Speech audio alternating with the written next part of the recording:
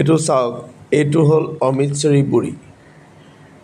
বড়ি আপোনাৰ মই তিনিটা টাইপ আগতে দেখুৱাইছোঁ। এটা ভুজিয়াৰ নিচিনা যিটো মাৰোৱাৰীবোৰে খায়, সেইটো হয় আপোনাৰ মগু দাইলৰ। এইটো হ'ল পাঞ্জাৱীসকলে খায়, এইটো মাটি দাইলে বনোৱা। এইটো চাওক, পেকেটটো আচলতে এটা লোকেল ব্ৰেণ্ড হয়, মই অমৃতসৰত যাওঁতে তাৰ পৰা আনিছিলোঁ। খুব স্পাইচি হয় ইয়াত। এইখিনি মাটি দাইল পিচি তেওঁলোকে মাটিৰ সৰু সৰু চাকিত শুকুৱাই, এইখিনি মানে ইমানেই মছলা দিয়া থাকে ন, আপুনি বেলেগে মছলা দিয়াৰ প্ৰয়োজন নহয়। এনেকৈ টুকুৰা কৰি ভাঙি ল'ব, ভাঙি ইয়াক আগতে প্ৰথমতে তেলত ফ্ৰাই কৰি ল'ব, তেতিয়া সোৱাদটো খুব ধুনীয়া হয়। এতিয়া ইয়াত তেল গৰম কৰি মই ইয়াত তেলত অলপ ফ্ৰাই কৰি ল'ম।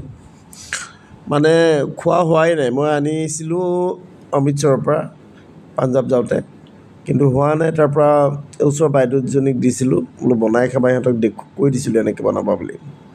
এইখিনি অলপ ফ্ৰাই কৰিলোঁ, কৰাৰ পাছত এতিয়া তেলত জিৰা কেইটামান, তাৰপিছত পিঁয়াজ অলপ সৰহকৈ দিছোঁ,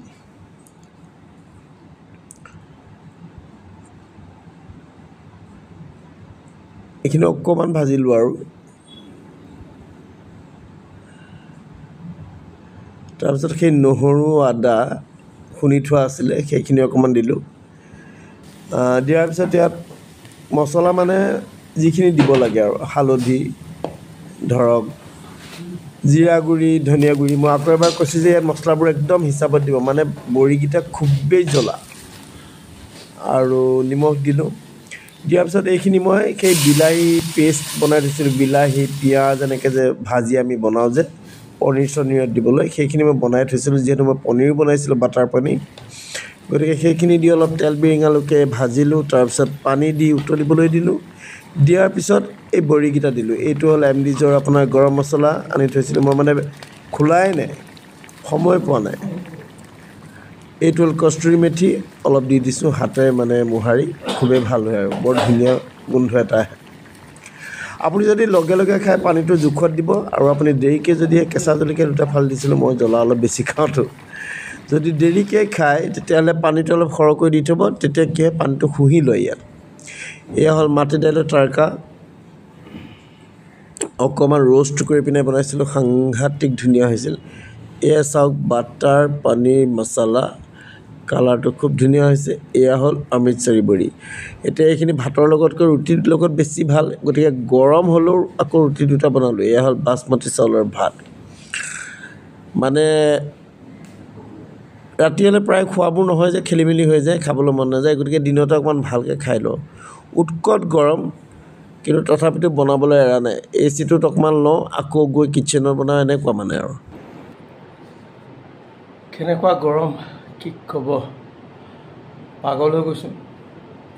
জানে কাপোৰ পিন্ধা মোৰ কাৰণে কিমান সমস্যা। ৰাতিপুৱাৰ পৰা দৌৰি আছোঁ। 4টা মিস্ত্ৰী, 2টা কাঠৰ, 2টা পকাৰ, চাদৰ ওপৰত 2টা, তলত 2টা, ঘৰৰ কাম। 11:30 খাইছোঁ দৈ, চিৰা, গুড়, ৰসগোল্লা এটা, সিহঁতক চাহ দিয়া, কাপোৰ ধোৱা। আৰু আজি তাতে মোৰ মানে মৰখক লাগিলে। কালি প্লেন কৰি থৈছিলোঁ যে এনেকৈ বনাই খাম, গতিকে সেইটোতো কেনেকৈ এৰিম আৰু, সেইটোতো এৰিব নোৱাৰি, সেইটো খোৱা কথা আছে। মানে ৰাতিপুৱা 11 বজাত মই কান্দি গৈছোঁ যে মোৰ কাম কেতিয়া শেষ হ'ব। কিটচেনটো যেতিয়া একদম লেতেৰা হৈ গৈছেগৈ, মানে কি কৰিব, মানে এই যে শ্বুট কৰা বা মানে বস্তুবোৰ বনোৱাত কিমান বস্তু লাগে, দেখাত তেনে অকণমান ন, সেই নহৰু বাকলি গুচোৱা, পিঁয়াজৰ বাকলি গুচোৱা, জলকীয়া কটা, মছলা ভেৰাইটিজ মছলা ৰেডি কৰা, মেৰিনেট কৰা, কিমানখিনি কাম। ৰাতিপুৱা 7টা বজাৰ পৰা লাগি আছোঁ। ৰাতি টোপনিটো ভালকৈ নাই অহা যদিও। ফাইনেলি এতিয়া একদম মানে আজি বাৰে বাৰে ভিতৰত এচিটো লগাওঁ, আকৌ ওলাওঁ, মানে সিহঁতক কামতে ওলাইছোঁ। ওপৰত গৈ দেখিলোঁ আকৌ সেই মূৰ্খামি কৰিলে, পানী ৰৈ ৰৈ যায়। মানে কি ক'ব আৰু, তলৰ মিস্ত্ৰীকেইটাতহে লাগি আছোঁ, বজাৰ কৰি অনা, মানে কেতিয়াবা একদম আউট অফ কণ্ট্ৰল হৈ যাওঁ, জানেনে, কি ক'ব। এই পাঞ্জাৱী বড়িটো আপোনালোকক মানে দেখুৱাম বুলি মই ভাবি আছিলোঁ, যে মই বড়িৰ চব্জিটো এইটো আচলতে পাঞ্জাৱৰ পৰা অনা। অমৃতসৰত যেতিয়া স্বৰ্ণ মন্দিৰ গৈছিলোঁ, ওচৰতে ল'ৰালৈকে কিনিলোঁ। ড্ৰাইভাৰটোৱে মুখ চুখ ফুলাই আছে, মানে দেৰি হৈছে, সি আৰু ঘণ্টা হিচাপতে পইচা। কিনি আনিছিলোঁ, বনোৱা হোৱা নাই। ওচৰৰ বাইদেউ এজনীক দিছিলোঁ বনাই খাবলৈ, কৈ দিছিলোঁ যে এনেকৈ বনাব।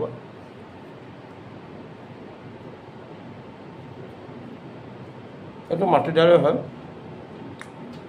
খুব জ্বলা।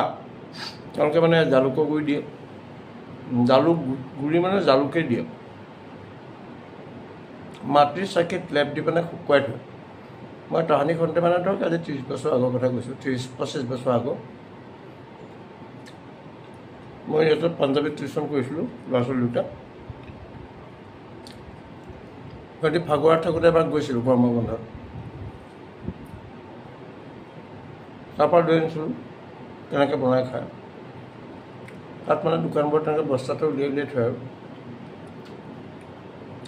খাবলৈ মন যায়। পনীৰ আনিলোঁ কালি, পনীৰ বনালোঁ।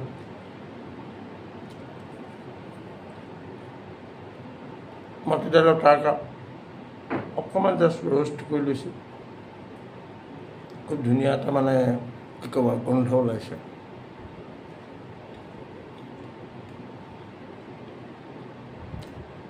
মোৰ লগৰ এটা আৰু বাচমতি চাউলৰ ভাত, দাৱত বাচমতি পোলাও বনাম বুলি ভাবিছোঁ, কিন্তু ইমান গৰমত পোলাওটো ভাল নহয়, চিম্পুল ভাত। মোৰ লগৰ এটা কি হ'ল, সি মানে মোৰ ভিডিঅ'বোৰ চাই মানে কমেণ্ট নিদিয়ে। মই সেনেকৈ ক'লোঁ কমেণ্ট নিদিয়া যে। সি ক'লে যে তোমাৰ ভিডিঅ'বোৰৰ পৰা মই ঘৰত গালি খাম। বোলো কেলেই? যে কথাই প্ৰতি কয় যে অপূৰ্বদাই ইমান বনাই, অকলে বনাই কাম কৰে, অফিচ যায়, তুমি বিচনাখনৰ পৰা ভৰিকেইটা পকাত নমোৱা, বাহিৰলৈ ওলোৱা, পৰা হ'লে তোমাক গাটো ধুৱাই দিব লাগিছে। গতিকে মানে সদায় খেংখেঙাই থাকে আৰু। তাৰপৰা সেইদিনা মানে এটা মিছেছে নিজে মোক ফোন কৰিলে, অপূৰ্বদা ইমান ধুনীয়া হৈছে, আপোনাৰ বনাবোৰ চাই থাকক। কি ধুনীয়া নাজানো আৰু, তেওঁলোকেতো খোৱা নাই, কিন্তু খোৱা যে মানে খুবেই ধুনীয়া হয়, ভালো লাগে। অমৃতসৰী যিটো বৰা, সেই বৰাটো আপোনাৰ কি হয়, খুব জ্বলা, কিন্তু আপুনি বেলেগে জ্বলা বা মছলা দুটা খুব খাব ভাল, আৰু ইয়াত অলপ নিমখ থাকে। আৰু যেতিয়া আপুনি বনাই হ'ব মানে অলপ পনীয়াকৈ থ'ব, যিহেতু ঠাণ্ডাকৈ যদি আপুনি খাবলৈ হয় তেতিয়া অলপ পনীয়া নিচিনাকৈ থ'ব, যিহেতু এইটোৱে পানী শুহি লয়, আৰু লগে যদি খায় পানীটো জোখত দিব। এতিয়া খাওঁ, টক টক শুনিছে নো, ওপৰত চাদত মাৰি আছে, এইকেইটাই বনাই খাব। ইমান কষ্ট কৰি নিজে মানে সকলোখিনি কৰাৰ পাছত এই যেতিয়া আনৰ মানে কটু সমালোচনাৰ সন্মুখীন হ'বলগীয়া হয় ন, খুব খং উঠে ন, হয় নহয়? নিজৰ মাজতে মই বিভোৰ হৈ থাকোঁ, আনৰ কথা চিন্তা কৰিবলৈ সময় নহয়। তাত আকৌ যদি তেনেকুৱাবোৰ হয়, কেতিয়াবা উজাৰি থাকোঁ যে আপোনালোকে চাই নহয়।